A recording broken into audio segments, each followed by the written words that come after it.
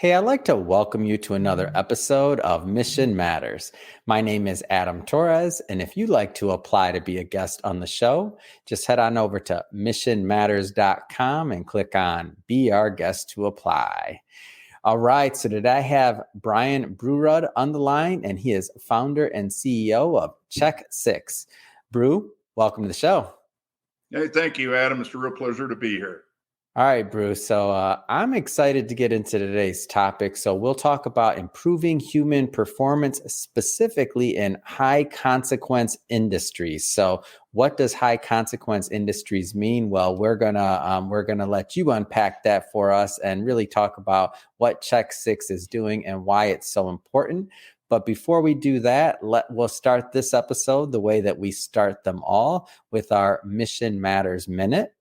So, Bru, we at Mission Matters, we amplify stories for entrepreneurs, executives, and experts. That's our mission. Bru, what mission matters to you? Accomplishment. And typically it's in the form of accomplishment of what our customers want to do. We operate as a catalyst to get from a current state to a future state.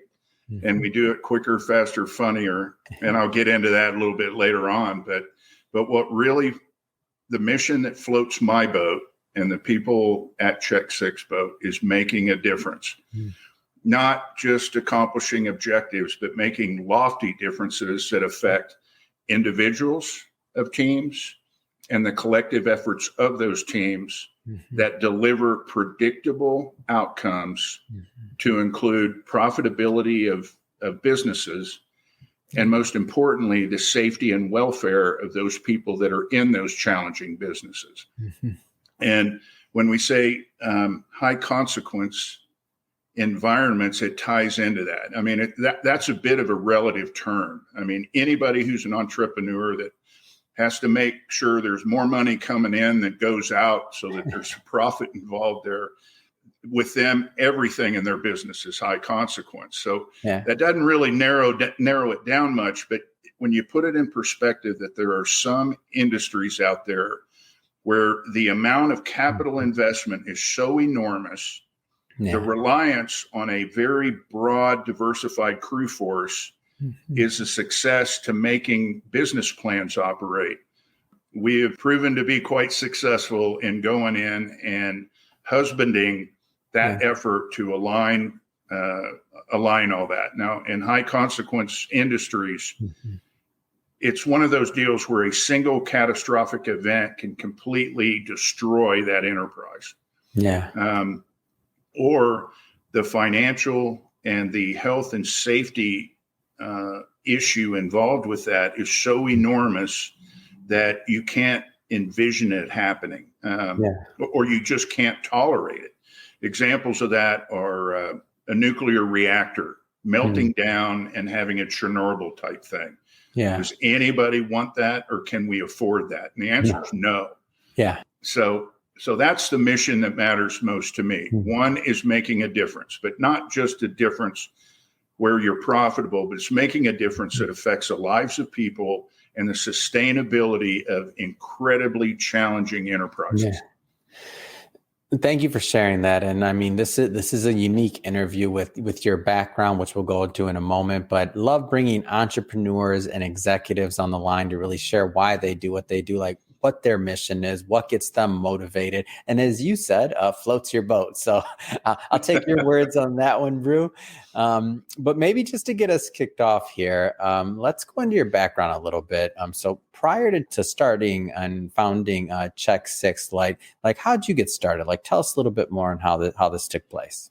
Well, it's a really good question, and one I like to share a lot with entrepreneurs because, and I know we've got a bit of an international audience here, but I've been a bit of a serial entrepreneur from the get-go, and it's an American dream, to be honest with you.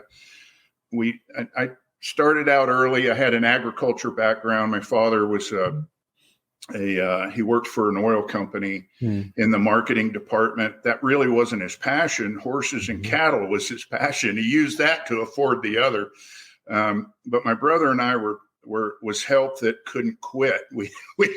He was our dad. We had to kind of go that way. So started out learning a work ethic from my mother and father, and then began my entrepreneurial journey in 8th grade when I started a small engine repair company. And then that ended up, I went into the, myself and another buddy went in and started cutting firewood in high school, and then became a geologist in college.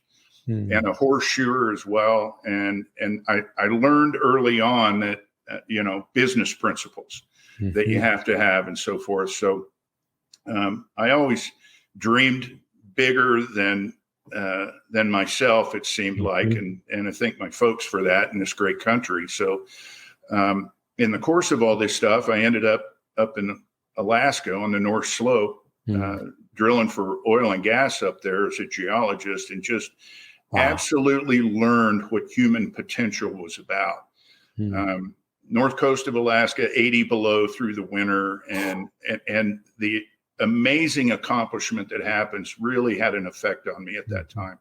Coincidentally, 2 years after that amazing education, oil hit about $8 a barrel. And I needed to find another job. And I saw an ad after I was in total darkness, 123 miles from the North Pole. And I opened a San Francisco newspaper, and there's an ad in there, an advertisement that said, "Get an office with a view, Navy officer programs." And it had a picture of a pilot breaking over a flight deck looking down. Wow.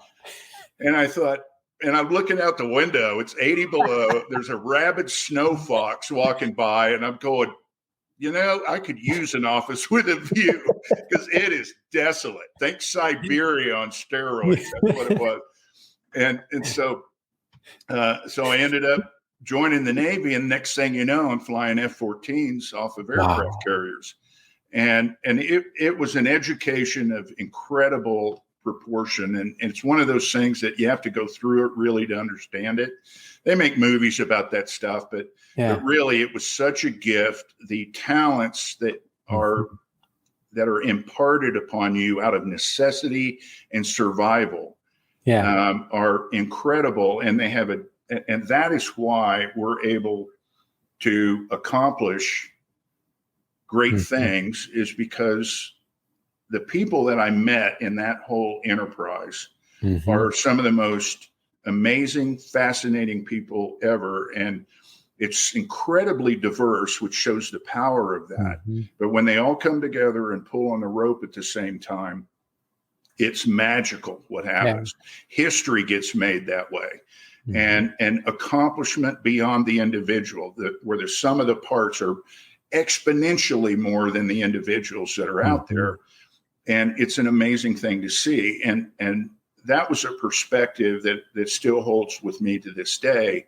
And that what the normal layman, or even the professional for that matter, thinks that humans can accomplish, you got to multiply that by 10, because that's really the potential, or more than that, of what people get out of that. And it's why we're successful in what we focus on that does that. And I know we'll talk about that in a little bit, but or I think we will. If not, I'll remind you. But we'll. No, we're all good, Bru. And I'm just sitting here, and I'm inspired, man. I'll tell you, I was thinking about this. Well, first off, that's funny. We were help that couldn't quit. It sounds like your dad and my dad had some of the same playbook. I thought Labor Day was for labor until I was probably a teenager. I thought that's what the day off from school was. It was to help dad. That's what I was told. Well, all that means is we're probably related, because I have a theory that the beautiful gene pool in California came from Oklahoma when the smart ones decided to leave during the Dust Bowl and the Depression back in the 30s.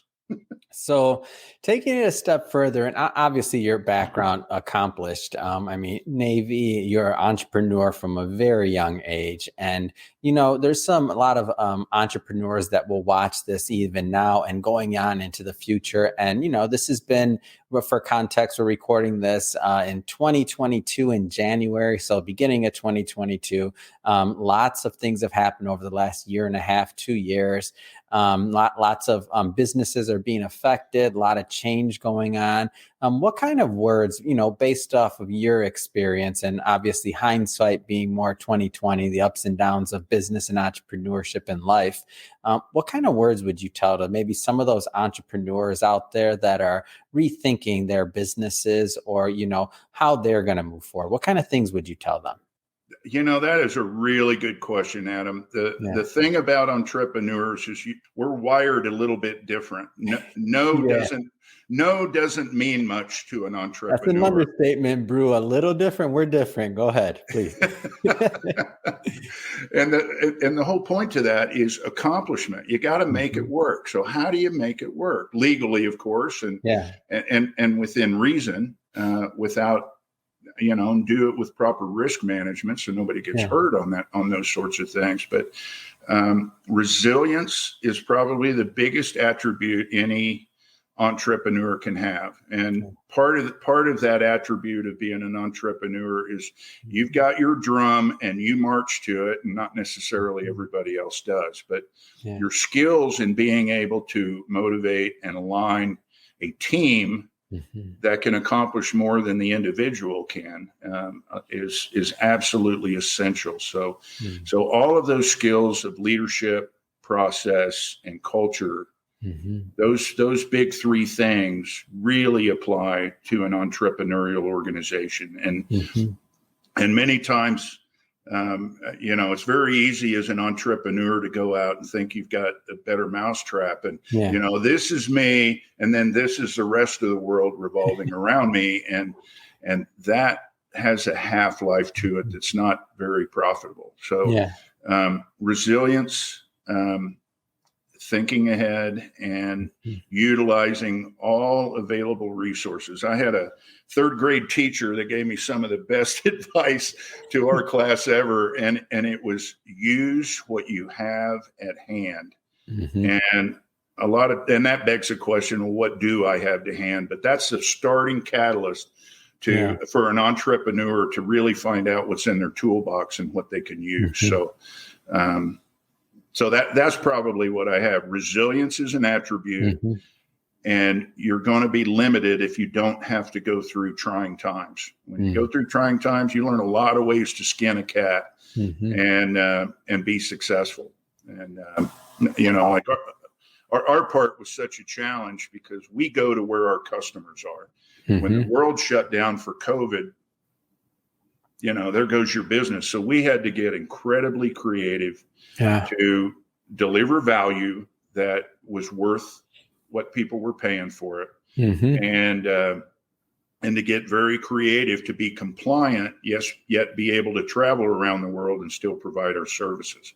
And for us, that really wasn't that big of a deal.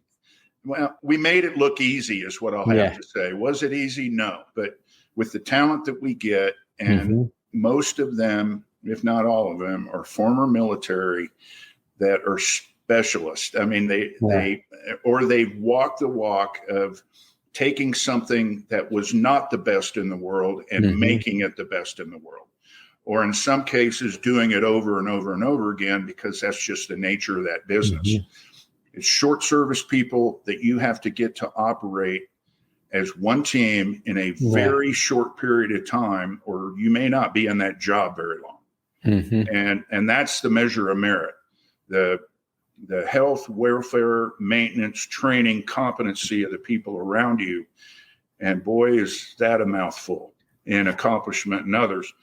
The thing is that there's techniques and traits to accelerate all of that, which adds to bottom line effects and more positives than negatives against that. So. Awesome. And so Bru, let's go a little bit further, because I do want to talk more about your crew, because it's unique. When I was preparing for this interview and I was looking at the website, and I'm looking at one after another, and I'm like, wait a minute, like what a roster. So maybe I want to learn more about Check Six. So, I mean, you have an amazing crew. When I was preparing for the interview, I looked up the website and I'm looking at it, and just like person after person, I mean, you have some all-stars there. So maybe start off by just telling us a little bit more about Check Six. Sure. Check Six began in part by accident, but to me, it's an interesting story. At the time, I was flying for FedEx. I was flying for the Arkansas Air National Guard, and then doing. I was marketing directional drilling technology as a sales consultant for a rather large oil field service company. Yeah. And was basically working all the time and having a blast doing it. And on a Sunday, I get a phone call from a gentleman I knew in passing. His name's Gordon Schritter. Mm-hmm. He's a Canadian, and he's just an amazing man. I just love him to death. And so he calls me up on a Sunday, and he says, "Hey, I'm reading this white paper from this PhD in behavioral science, and her name was Dr. Rona Flynn, and she had 10 years before this conversation. This was 1997. She writes this white paper, and it was specific to ultra deep water drilling operations, and there's a lot of issues with that technology and otherwise. But she wrote this paper that made 2 points, and Gordon was reading it, and he goes, "What the heck is she talking about?" And the 2 points she made was, if you're going to do these kinds of operations in ultra deep water, you need to do 2 things. One is run it like a nuclear aircraft carrier. And the second part was have fighter pilots and astronauts teach it. And so he's going over that, and he goes, why is she saying this? Because it was just a page and a half. It was easy read, and it was brilliant. And so I explained to him how we're able to take 5,000 short service people that staff a nuclear aircraft carrier. That from one deployment to an 18-month turnaround and another deployment, you have up to an 85% turnover in people. Wow. And that goes from the admiral all the way down. Everybody's new. It's a new team. So you have a finite period of time to get to a precise level of execution. You're running nuclear aircraft carriers on a boat. I mean, come on. And then you've got, 80 to 100 aircraft on this thing that you can launch 4 of them in a minute. So in 4 minutes, you can put up firepower that can't be matched anywhere in the world. The other part of that is that you have to feed 5,000 people 3 meals a day, and I mean, it's just a crazy accomplishment, but it's so brilliant how they do that. Now, the military is far from perfect. I mean, it is far from perfect. Sure. But boy, are there places in there where excellence just exudes itself, and it can be replicated. It can be replicated in the private sector. And that's kind of what we've been able to do. Because at the end of this conversation with Gordon, he goes, "I've got a couple of deep water rigs, and I'm blowing through $1.3 million a day per rig. And I'm hurting people, and we do things twice a lot." Now, at that rate, twice a lot means an opportunity cost of about $17 a second. Of downtime. You take refining, you're up to $166 a second for a 300 barrel a day refinery. And that goes on and on and on across various industries and so forth. So Gordon, then he goes, "Well, could you take that Top Gun stuff and put it in a syllabus that I could deploy out to my rigs?" And of course, I said, "Sure," and hung up the phone. It did what every entrepreneur does, is going, "How in the hell am I going to do that?" And so I did what my 3rd grade teacher said. I inventoried what I had at hand, and I had a lot. I had the finest human talent ever created by man in one place. And that's what I thought when I finally got in a ready room and was a part of that. I couldn't believe I even was there. And the other one was the more that I was around these incredible people that at that point in time could have done anything in life, but they decided to commit it to their country and be masterful, best in the world at operating a machine.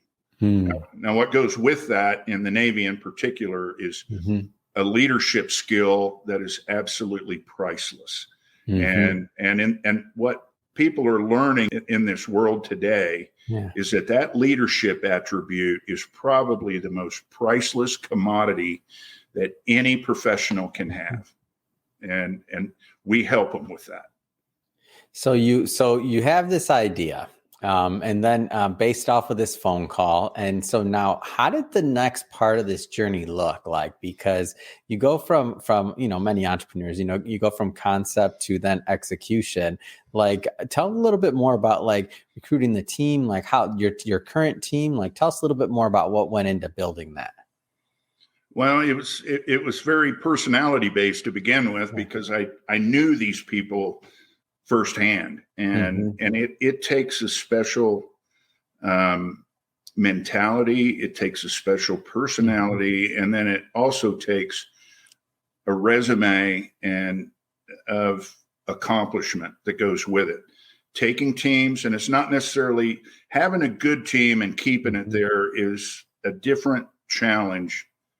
And in some cases, it's a harder challenge. But for the most part, if you walk into a team that's in its infancy or has proven a bit dysfunctional or all that stuff, we've been there, done that so many times, and there's ways to overcome that in a very rapid period of time. So it started that way, and then everybody knows somebody else. We're always 2 degrees of separation from something. So, and the other part of it is that I've seen veterans and what their options are when they leave service. Yeah. And a lot of times you get so wrapped up in that world that you don't really realize what your true value and potential are out in the private sector.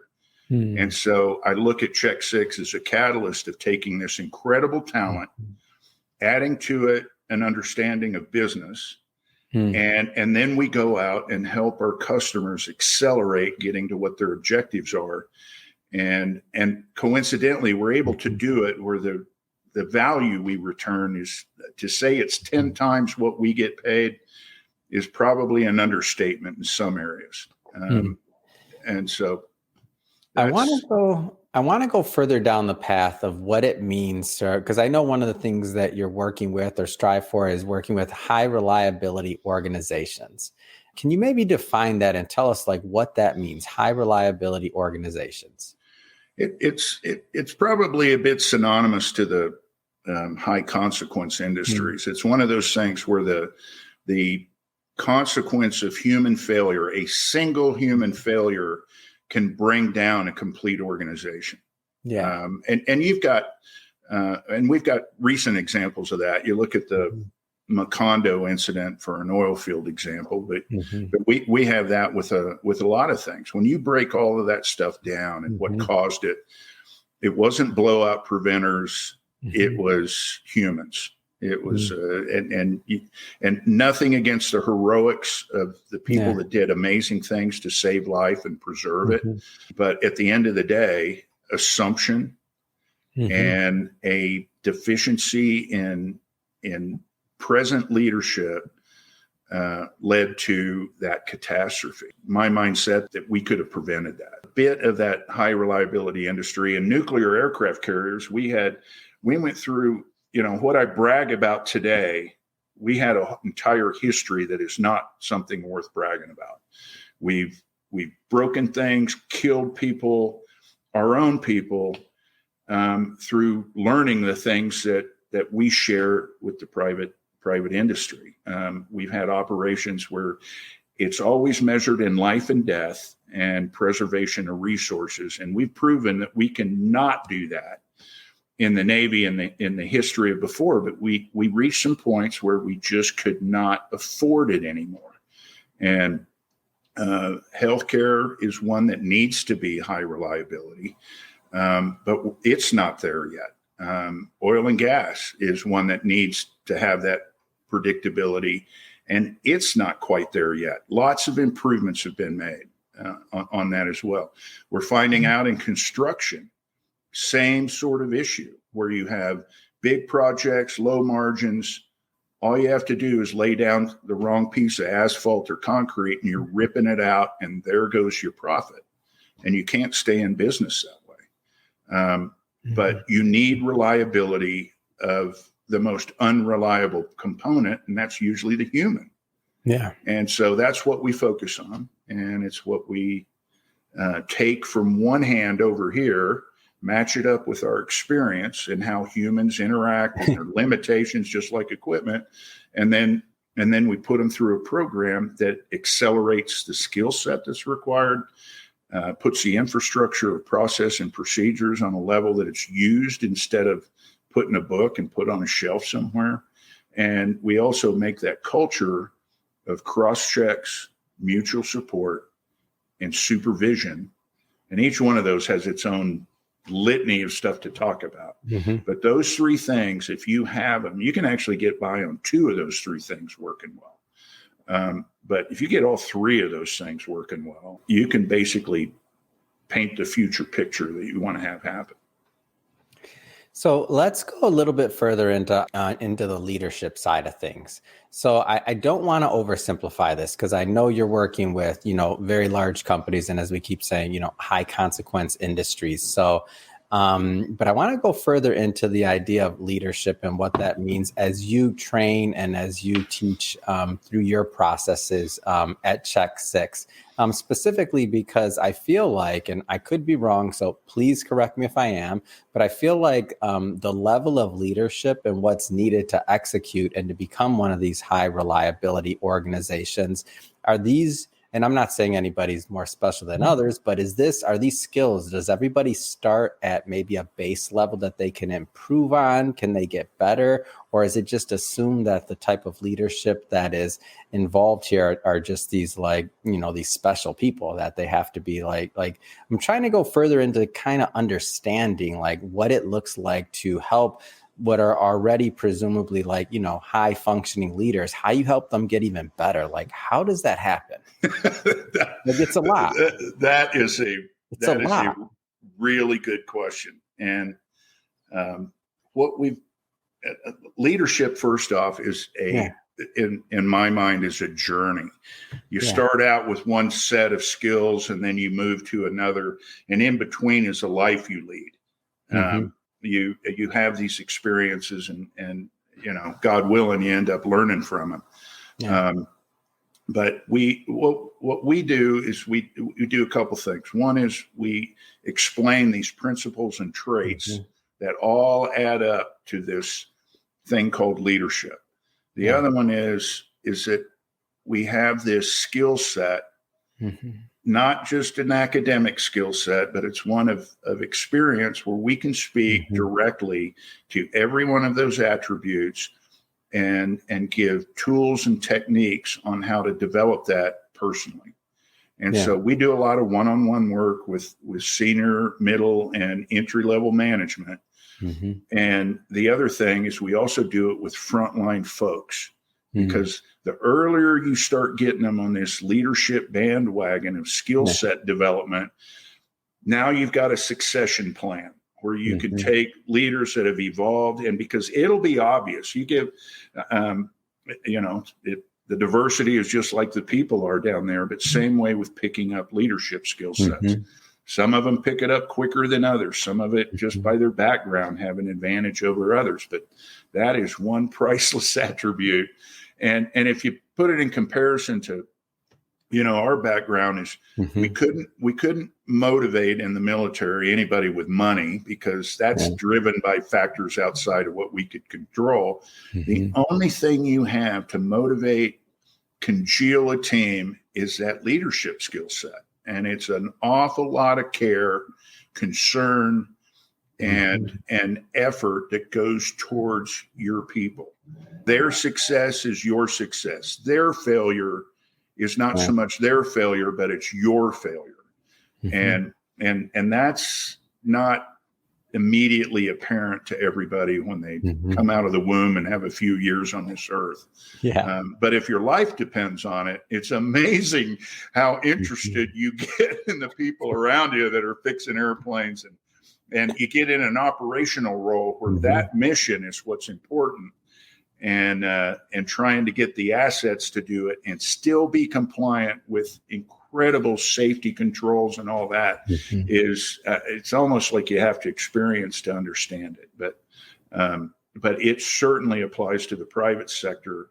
And our biggest joy is, part of that mission part is watching the people that we have the pleasure and privilege of working with apply these things and absolutely go beyond their own expectation, much less their chain of command's expectation on what they can accomplish and how they can get people to align and move in one direction to accomplish common objectives and be rewarded accordingly. Tell me a little bit about the what it takes to build a culture that really thrives in this type of atmosphere. And I'm not looking, obviously, every company is going to be a little bit different, right? But I feel like there has to be certain themes or certain ingredients that go into making a culture that works in these atmospheres. Culture is an interesting thing, and there's folks that have been credited with this quote, but strategy is one thing, but culture eats strategy for breakfast. Yeah. And you can have the best strategy in the world, but if you don't have a culture to execute it, it's essentially worthless. And it's great thought, but it doesn't accomplish anything. Leadership drives culture. So you've got these codependency components in there, but the leadership attribute that is basically one that's set on the golden rule: treat people as you want to be treated. Remind everybody what their value is in accomplishing something greater as a team than themselves. That constant reinforcement that what they're doing is actually more important than what their particular role is and their role in that, and all of that. And its persistence. It's just like ties back into that resilience part as an entrepreneur. The leadership never ends. It's an eternal commitment, and it delivers results that are basically priceless. And that doesn't matter what industry. It could be everything from forestry to space to you name it. Whatever it is, if it's got people and a budget, these types of things are value added and deliver a return on investment.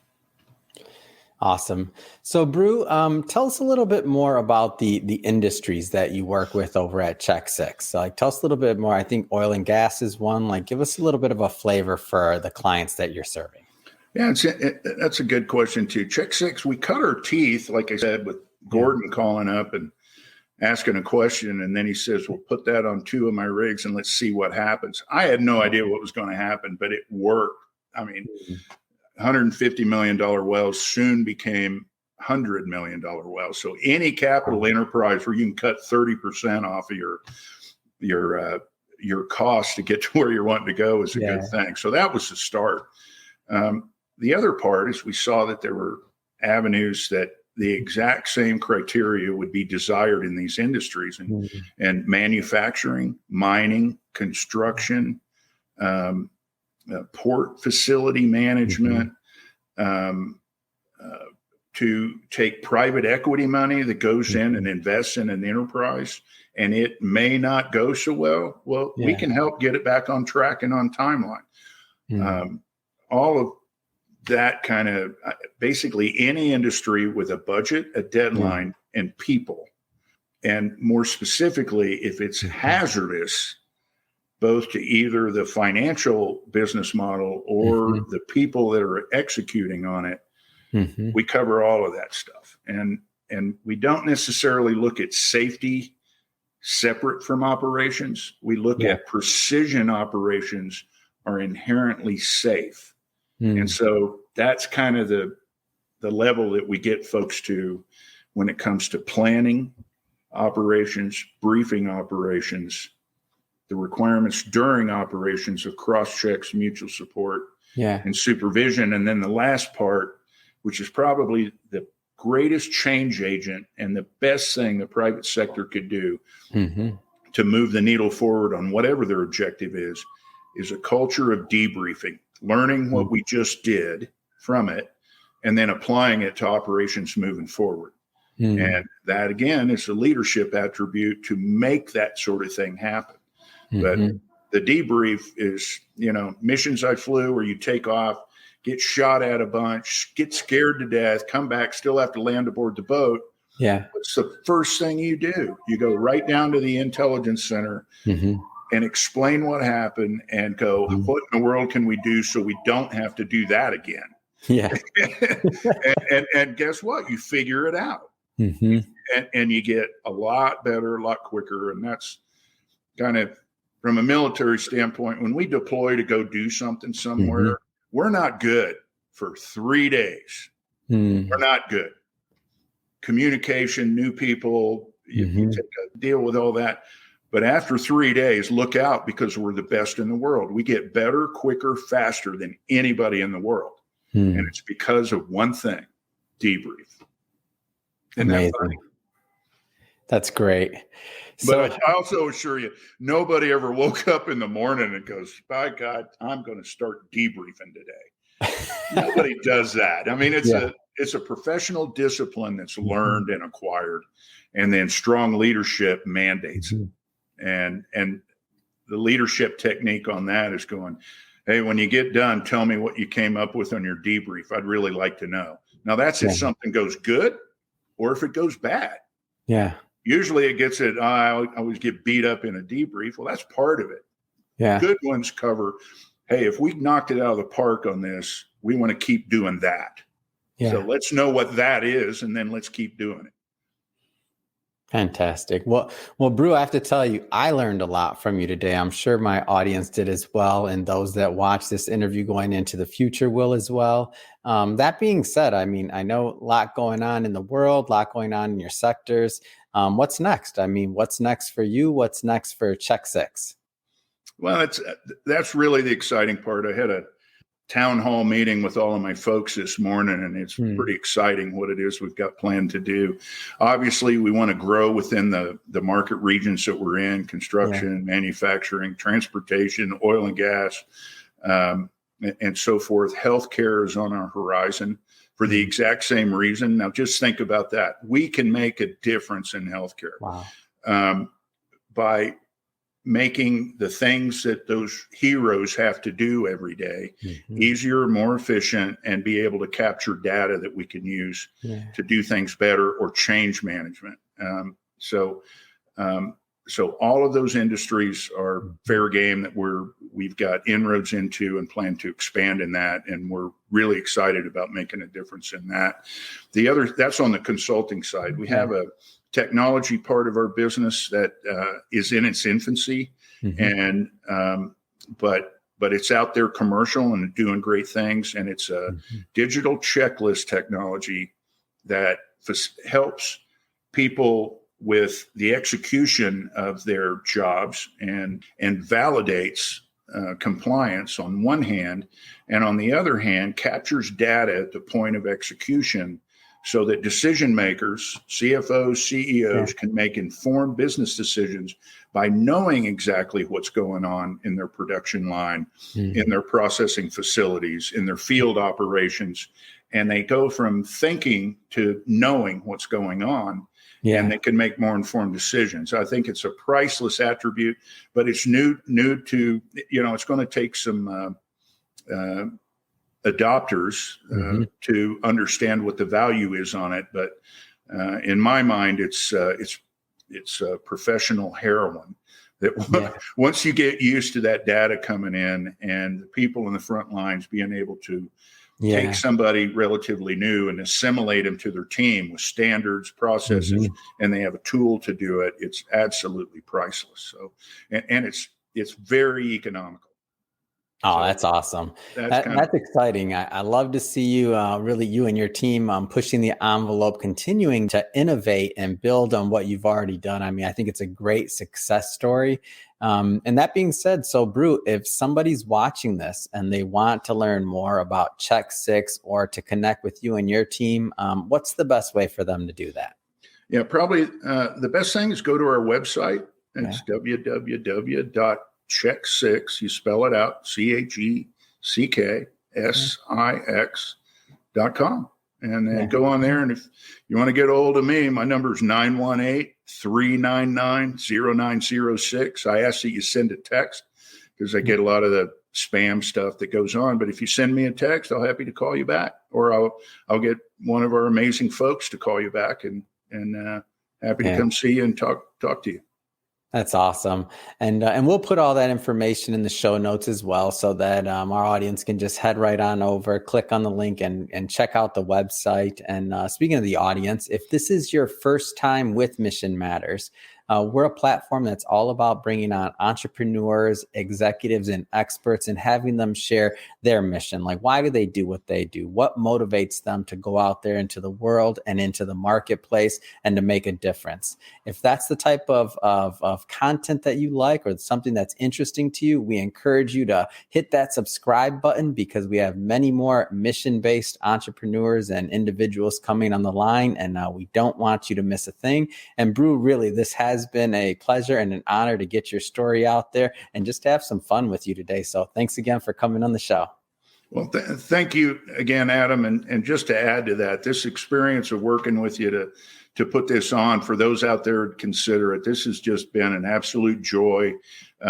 It's a lot of content in a short period of time, which works good for a CEO that's trying to do a bunch of different things and be good at all of them, which is its own challenge. But it's really been a joy and a privilege to work with you, Adam. And I'm a fan now and addicted to your program. So for whatever that's worth, and anybody else out there that would consider this, it's value added, and it's been a real joy. That's awesome. Thank you for that, Bru, and have a great rest of your day. You bet. You too. See y'all.